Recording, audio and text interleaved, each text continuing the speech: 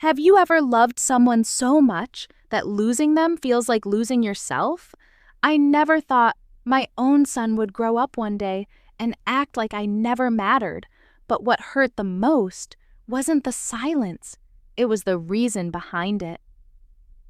Hello, my name is Sarah. I live in a small town in Ohio.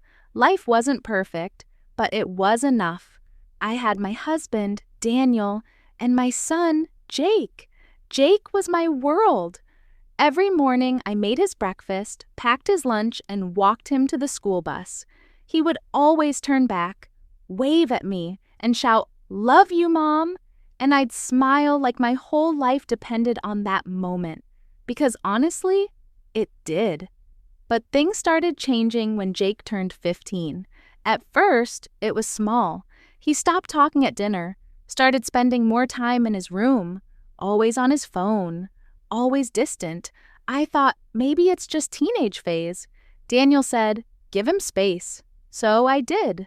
But slowly, that space turned into silence. One day, I said, "Jake, do you want to watch a movie together?"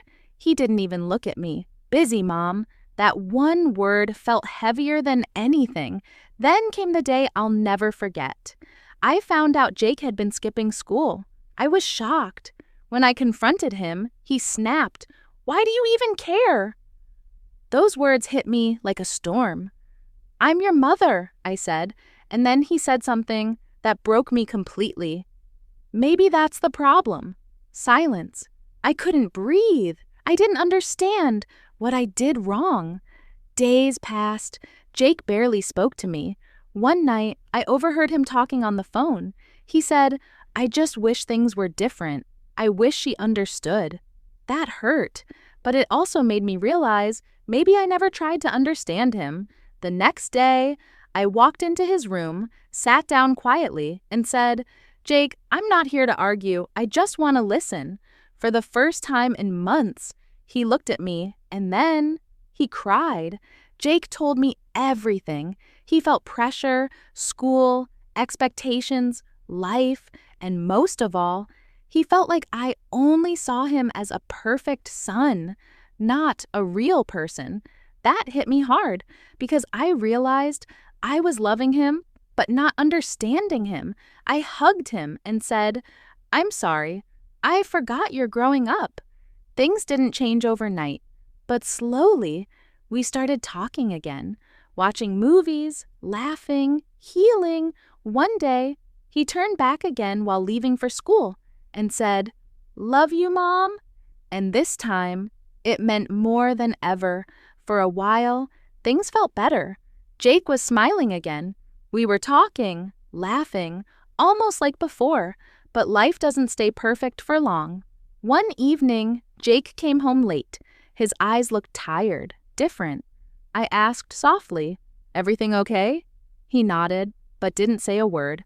A mother knows something was wrong, but this time, I didn't push. I just said, "I'm here when you're ready." Days passed.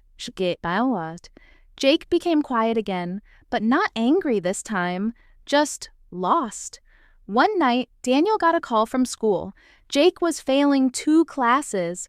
I felt that old fear coming back, but I remembered. This time, I had to understand, not react.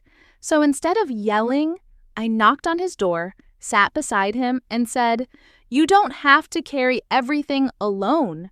He stayed silent for a long time, then finally whispered, "I feel like I'm not good enough."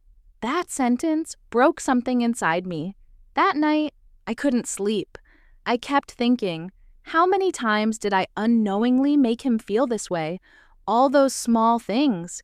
Why not an A? You can do better. Try harder. Maybe I thought I was motivating him, but to him, it felt like he was never enough. The next morning, I made his favorite breakfast, sat across from him, and said, "Jake, you don't have to be perfect for me." He looked surprised. "I love you, even on your worst days." Few days later, Jake had a breakdown. He came home, threw his bag, and shouted, "I can't do this anymore." I didn't stop him. I didn't interrupt. I just stood there.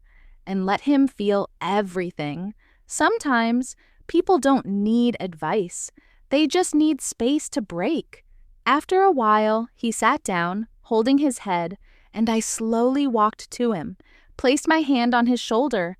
No words, just presence. That day changed everything. Jake started opening up more. Not completely, but enough.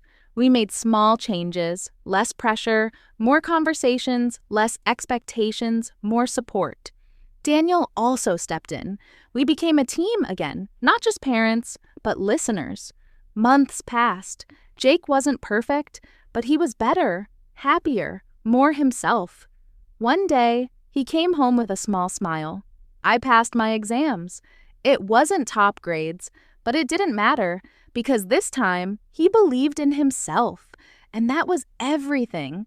As a parent, you think your job is to guide your child, but sometimes your real job is to understand them, because behind every attitude, every silence, every mistake, there's a story, a struggle, a feeling they don't know how to explain, and if you don't listen, you might lose them, even while they're still right in front of you.